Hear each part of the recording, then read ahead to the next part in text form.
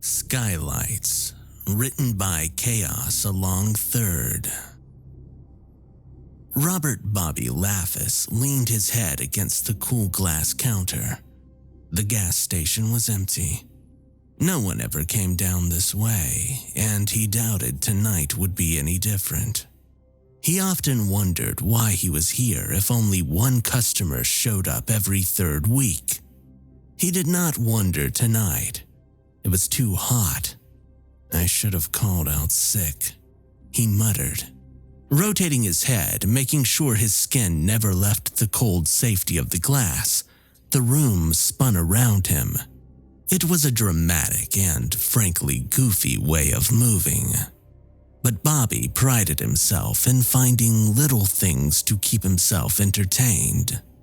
The thought of exposing himself to anything other than the cold counter was not entertaining. The security camera TV flashed by in one corner, the rows of cigarettes on the walls behind him, until finally, the back wall of refrigerator doors.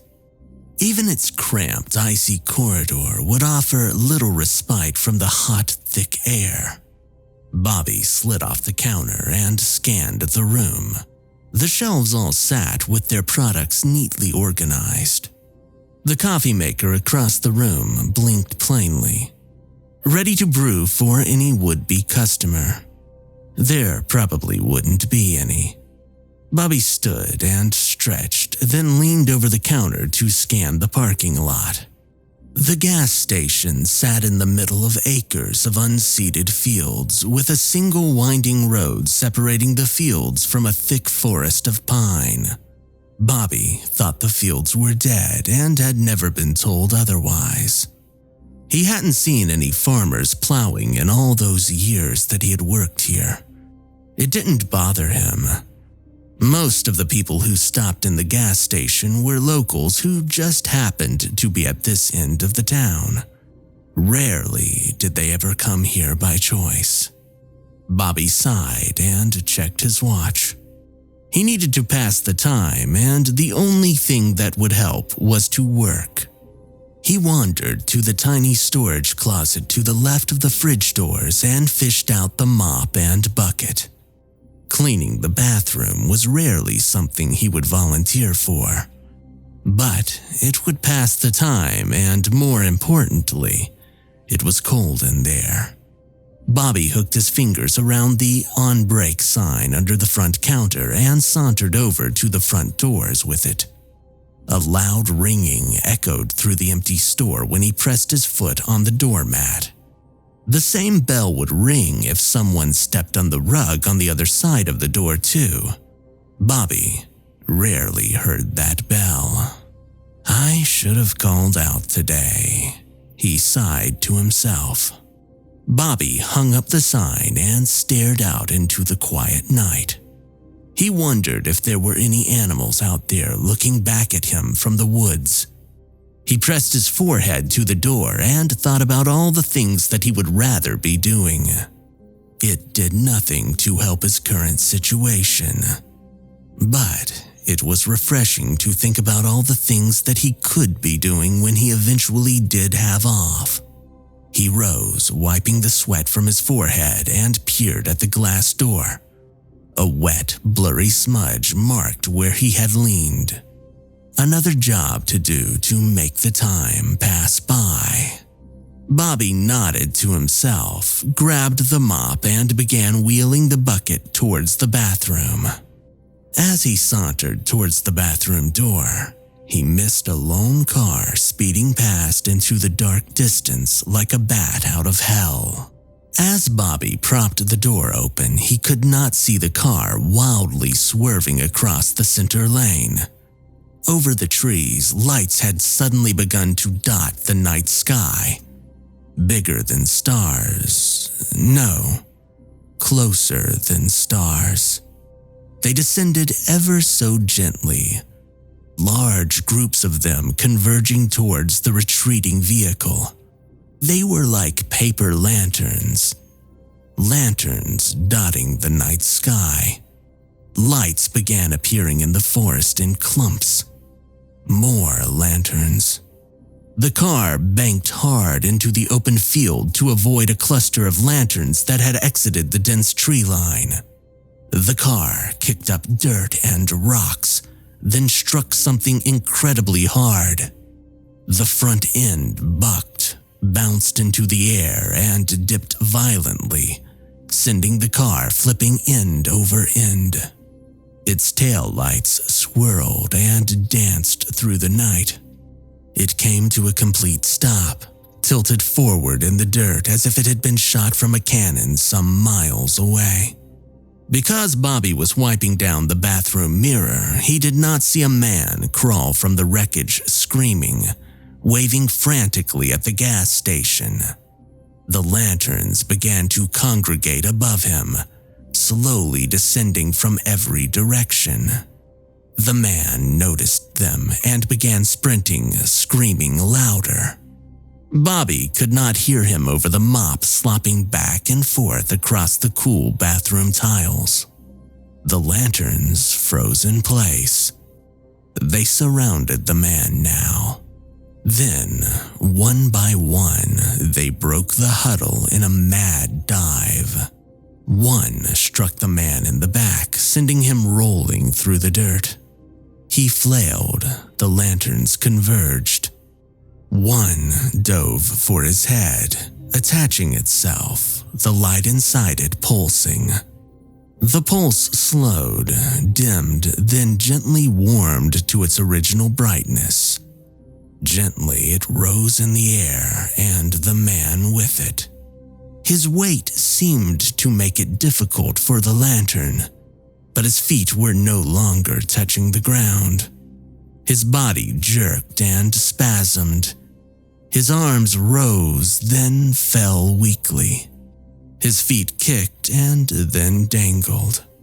Hanging from it now fully, the man and the lantern began floating towards the gas station. Bobby wiped off the sink and discarded the crumpled paper towel. The floor was still wet and would need an hour or so to dry. He pumped the paper towel dispenser for a final wipe down. It was empty. More work, he muttered. He found the key ring dangling from his belt and fished it out for one of the supply cabinets in the bathroom. He then fished out a roll of paper towels and put them into the dispenser. He pumped out one piece for himself and left another dangling for the next time someone used the bathroom. It would probably be himself. As he walked out of the bathroom, a loud thud echoed on the ceiling above him. He jumped. Something was on the roof.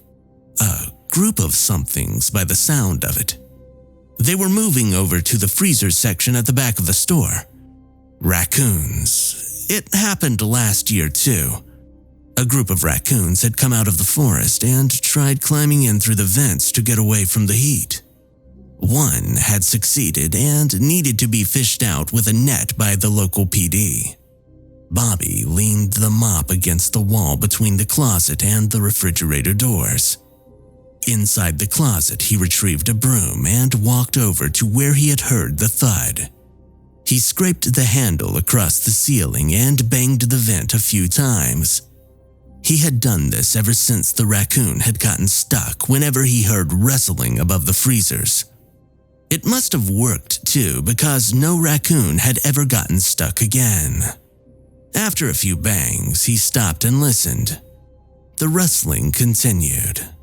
I really should have called out today. Bobby sighed. A raccoon had probably made it into the vent, and he would have to go up onto the roof to confirm it. He didn't so much mind the roof. Oftentimes, he could go up there when he knew for sure that no one would be coming in to gaze at the stars, which was always. The ladder was in the outdoor storage closet near the ice machine. He turned and let out a startled yelp. In front of him was the magazine stand, the gaudy, colorful covers all plastered with faces looking in different directions.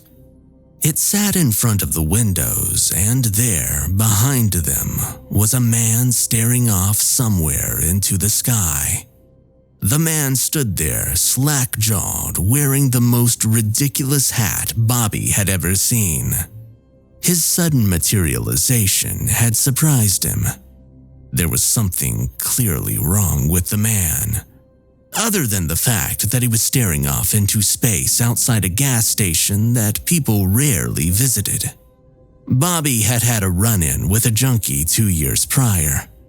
The guy had wandered into the gas station, probably after hitchhiking, and had just stood around the pumps.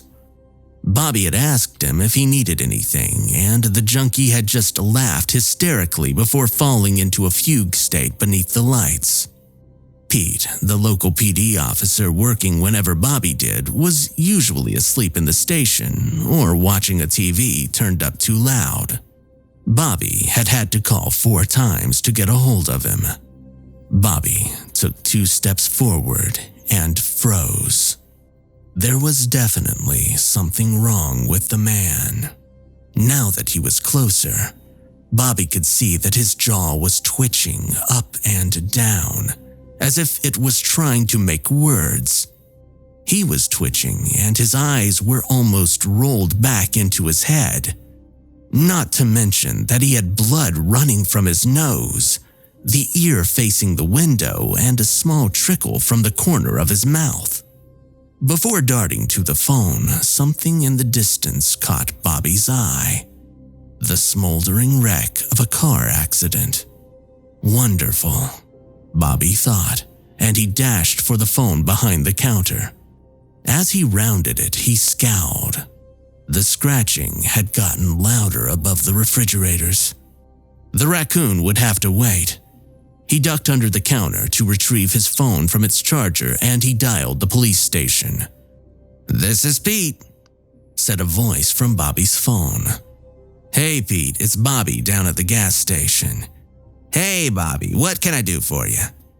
Pete mused. Bobby could hear a TV on in the background. "Pete, I'm gonna need some help over here. It looks like a really bad accident off of England Way in front of the station. The driver is wandering around here, looks pretty beat up. Might be on something too," Pete muttered. Bobby could hear the seat that he was in creak as he sat up. "Yeah, you may want to get on the horn with the Myers in case anything in the field catches, and definitely Zach for a tow. Plus, I think there's a raccoon in the vent again, so bring the net." "And the kitchen sink?" Pete asked, and hung up without another word. Bobby plunged his phone back into the charger. He grabbed the first aid kit, nestled into a corner near his charger, and shuffled over to the front door. The man was where Bobby had left him, still staring absently at the sky. He was facing the opposite direction, and Bobby couldn't help but stare at his hat. It was more like a plastic bag, really, but it had the most fantastic light display coming from inside, like a warm glow. Come to think of it, it looked an awful lot like a lantern that you released over a lake with a candle inside. Bobby had done that once in a class project in grade school. Bobby wanted to help the man, but didn't want to get any closer if he was just drugged up. So he rapped his knuckles on the door's glass pane. "Hey!" he shouted. "Hey, do you need help?" The man turned towards him, but Bobby shuddered. There was something off about the way he turned. Not like a person turning around, but more of a rotation. Like a cake on display down at the bakery. It reminded him of his Aunt Carol's Lazy Susan that let her turn the TV to face wherever she was in the living room. "Do you need help?" he asked. The man didn't move. He had clearly heard Bobby since he had turned so strangely, but he was making no real indication of responding or of even understanding what Bobby was asking. "Come on, man," Bobby whispered. Then it caught his eye.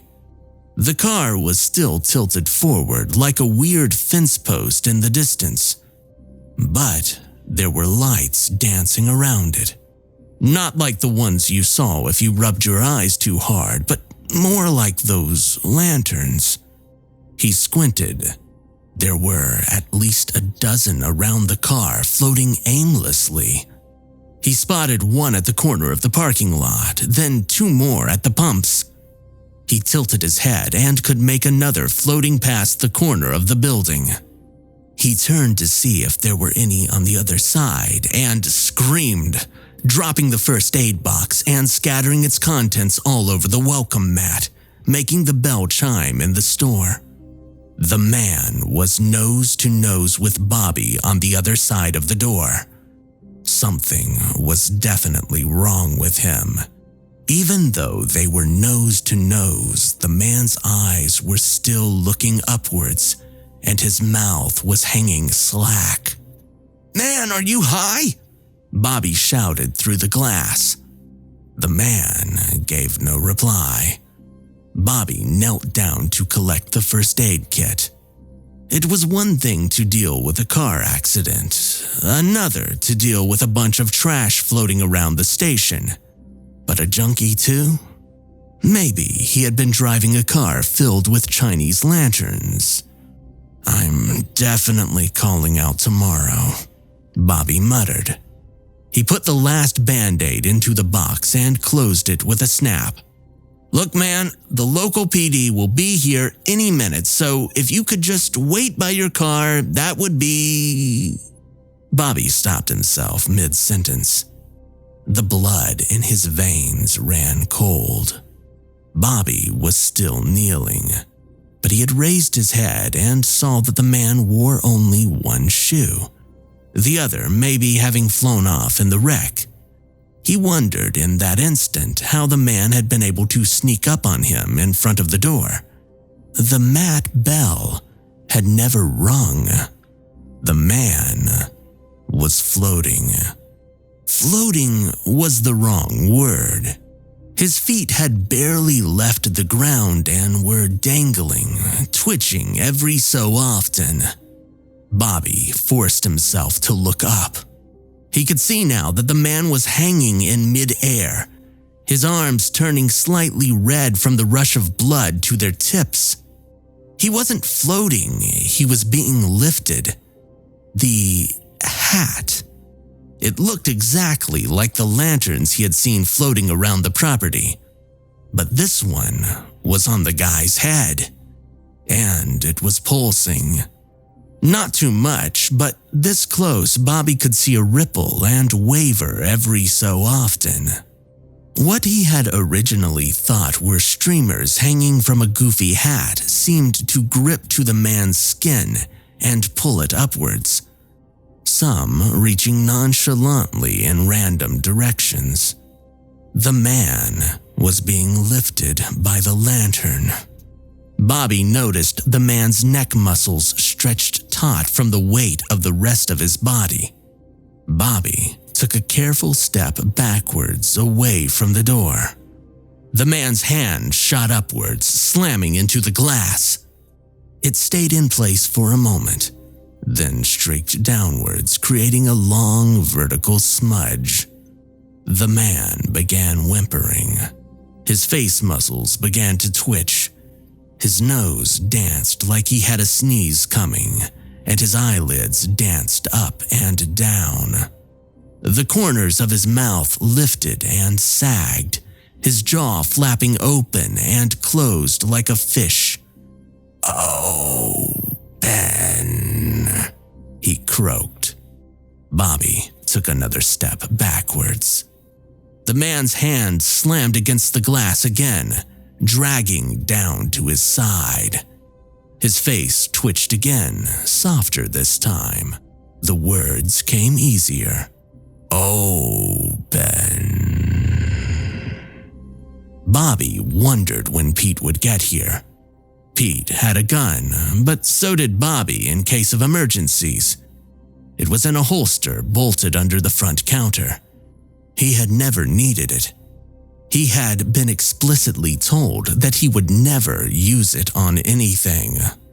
He questioned whether he would need it now. A crash behind him snapped his attention away from the hanging man. The raccoon had come through the vent into the freezer. But Bobby's arms broke out in goose flesh and his heart jumped into his throat. There were no raccoons in the vents. It was a lantern. It drifted aimlessly behind the rows of drinks. Bobby followed the floating light. The vent crash had knocked over one of the freezer shelves, scattering milk and butter across the floor. The door was still shut, but there was nothing between the lantern and him other than glass now. He walked away from the hanging man. Open! There was a plastic hard case above a sunglass display to his right, filled with several knives of different colors and sizes. It had never needed a lock, and Bobby was thankful for that now. Still staring at the lantern, Bobby fished a knife out of the display box and held it between him and the empty glass freezer door. The knife was a comical hot pink with sequins. Bobby didn't care. Whatever these lanterns had done to that man seemed painful, and Bobby wasn't going to let that happen to himself. Bobby stepped closer to the glass and watched.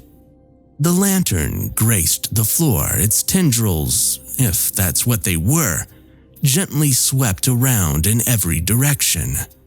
Some of their tips would rise in the air and then gently come to a rest. Some touched some spilled milk and recoiled. The lantern bobbed and glided over to the door between Bobby and it. It was filled with light, like a shopping bag that they'd give you at the local Five and Dime, covering a lone light bulb. Bobby's hands began to shake, but he held the knife in front of himself, bending at the elbow when he got close enough to the glass. It happened very fast. So fast that Bobby fell backwards after the fact. Without warning, the lantern reared backwards and lunged at the glass. Its feelers splayed out in every direction. It had lunged at Bobby. But the glass had held. He could see the underside of the lantern now and began shivering. It was filled with teeth. Teeth and tendrils. The tendrils pulled at the glass. The teeth were all facing in nondescript directions. There were mouths in there. They had no lips and were lined with more of those horrible jagged teeth. They bobbed open and closed independently of each other. Bobby needed that gun now. The lantern pulled away from the freezer door. Bobby shakily drew himself up to a crouch. The lantern slammed forward and Bobby nearly fell backwards again, jutting the knife forward in front of him. The lantern repeated the motion. The freezer door popped open and then closed. The mop still leaned against the wall 2 refrigerator doors away. As the lantern reared back, Bobby lunged towards it. He grabbed the mop with one hand and rammed it towards the refrigerator door handle. The lantern was faster, smashing forward and opening the door again. Bobby swung his hand out hard and caught it. The lantern was strong.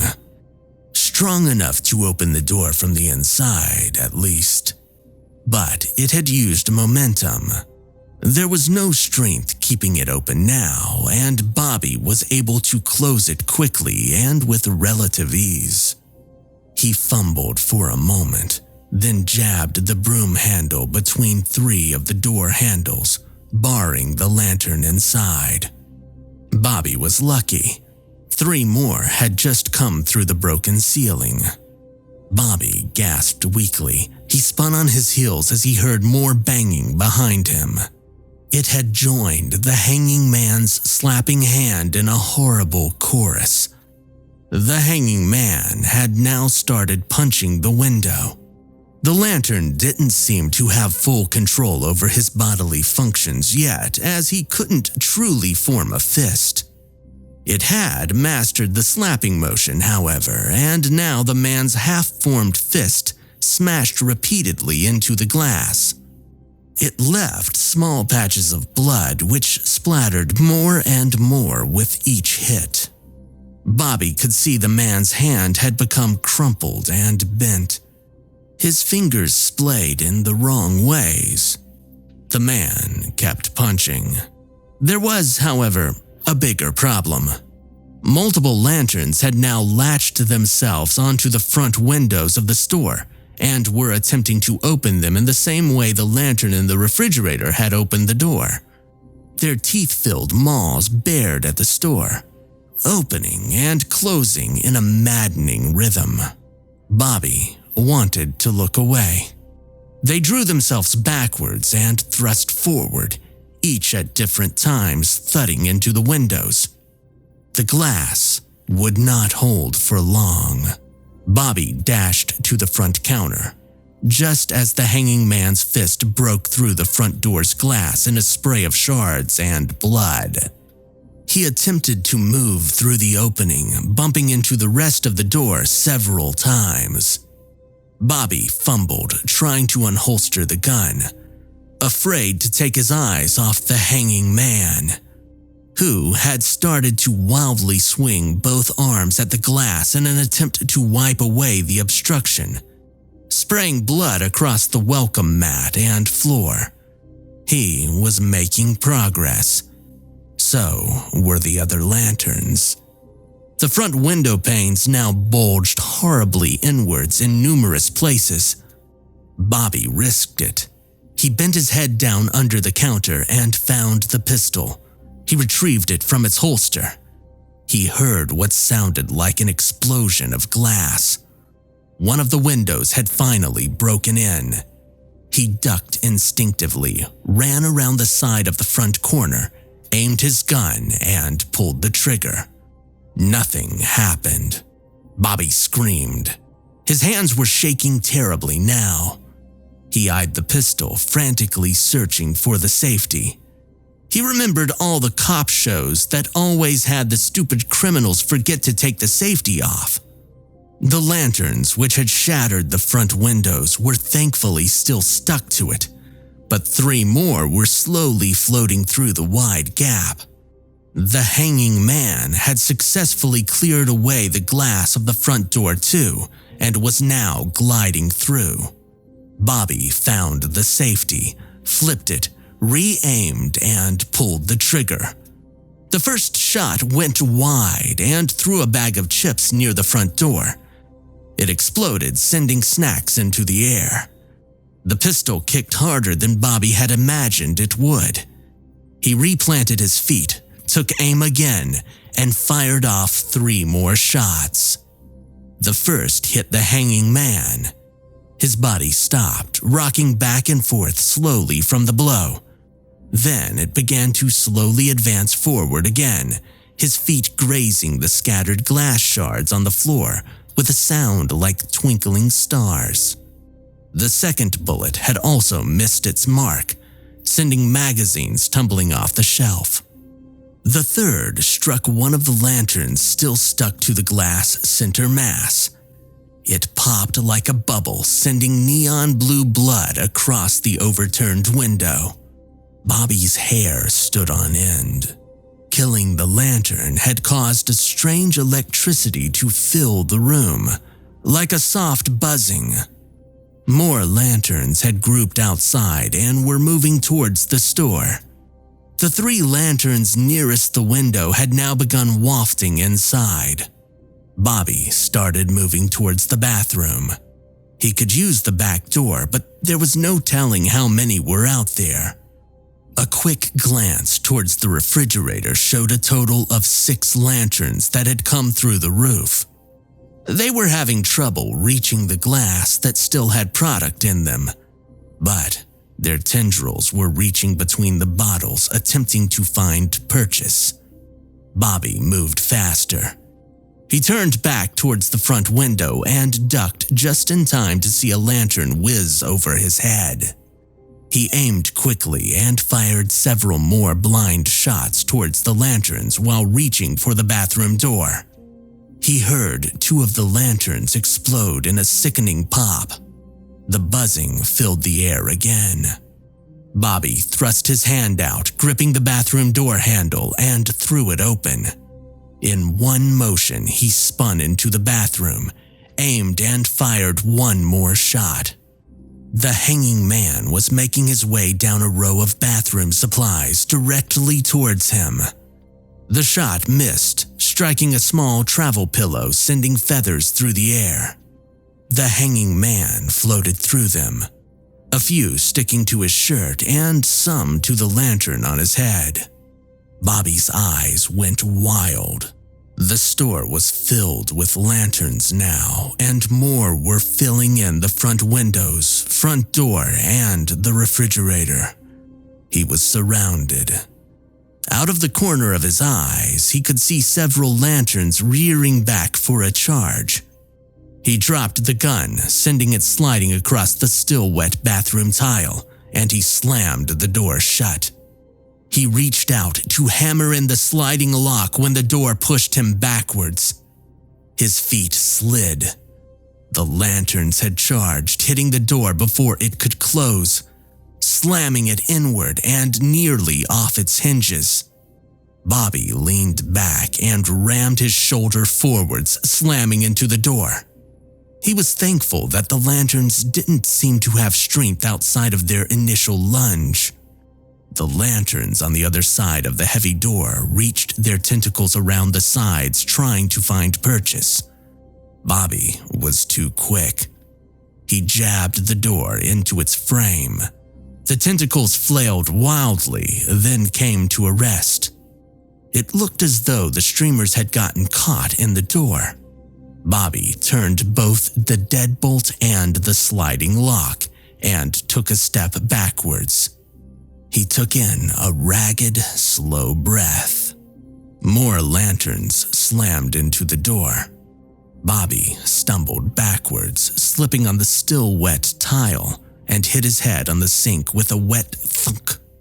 He crumpled to the floor, landing on his butt. The door had shuttered, but the locks had held. The door slammed 2 more times. For how long, he thought. Bobby's head hurt. He reached his hand back, running it through his hair. His hand was hard to focus on, but when he put it in front of his face, it was red and sticky. 3 more lanterns hit the door. A screw from the top lock flew out, bouncing next to Bobby. Bobby looked down at the gun in his hand. It took some time, but he found the eject button for the magazine and checked it. Only 2 bullets left. The door shuttered again. Another screw popped loose. Bobby rested his head against the cool sink. It throbbed terribly. Something was wrong. He wasn't quite sure what. He heard sirens. They were getting closer. Bobby tried to stand, but the floor still slick, he was unable to find footing. A steady pounding had joined the chorus of rammings against the bathroom door. The hanging man was out there. Bobby slid further under the sink. The door was starting to bend inwards. First 1, then 2 tendrils began snaking into the crack between the door and the frame. 3 more slams. The steady pounding was getting louder, both on the door and in Bobby's head. Was his neck wet? The sirens were blaring. Were they outside? Bobby thought that he could hear voices. He heard gunfire, a scream. He could hear Officer Pete yelling out someone else's name. Was it Zach's? There was gunfire now, steady and controlled. Another scream. The gunfire continued, but somehow it seemed less now. Bobby kept his eyes locked on the bathroom door. It was hard for him to focus. He could see the hanging man. The door had started to bend inwards in the top right corner. The hanging man seemed to be staring towards him. His arm shot forward through the gap, slapping wildly at the door. He was looking for the lock. "Open!" he rasped. Bobby raised the gun. His arm was heavy. The gun seemed like a lead weight.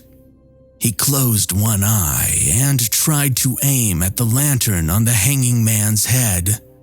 Bobby smiled weakly. It really did look like a ridiculous hat. He pulled the trigger. For a moment, Bobby thought nothing had happened.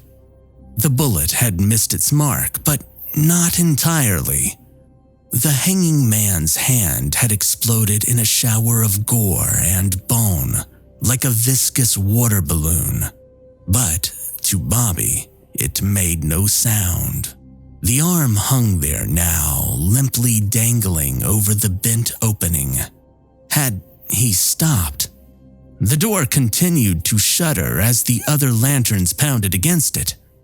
Bobby heard Pete enter the store. The door had chimed. He heard him scream something. Was it at something or because of something? Bobby couldn't tell. Was it his name? He heard more gunfire. One of the bullets dented the bathroom door. Bobby could see the protrusion, like a small pimple. 3 more shots, then a muffled scream, a gurgle, then silence. Bobby looked down at his gun and back towards the door. The hanging man's arm had begun to move again. The jagged, ruined bone of his forearm wiped helplessly at the door's locks. It left streaks of crimson. Bobby squinted. Something was moving behind the hanging man. Another hanging man. Did it look like Zach? Bobby couldn't tell. He looked down at the gun again. The door continued shaking in its frame. The steady pounding had doubled now. The thunderous slams of individual lanterns peppered the air in a chaotic chorus of noise. The top lock shot out with the last screw. The deadbolt was holding, but the door had begun to grotesquely bend inwards at a faster rate, both above and below the deadbolt now. He had no way out. The lanterns outside had doubled before he had gotten into the bathroom. How many were out there now? His help had come, and it had gone. Bobby did not want to be the lantern's puppets like the hanging men. Probably like Zach now. Also Pete. He could see the additional hanging men behind the one missing his hand. It was like they were in line waiting for the bathroom. They were in line waiting for him. I should have called out of work, Bobby chuckled. He stuffed the gun into his mouth and pulled the trigger.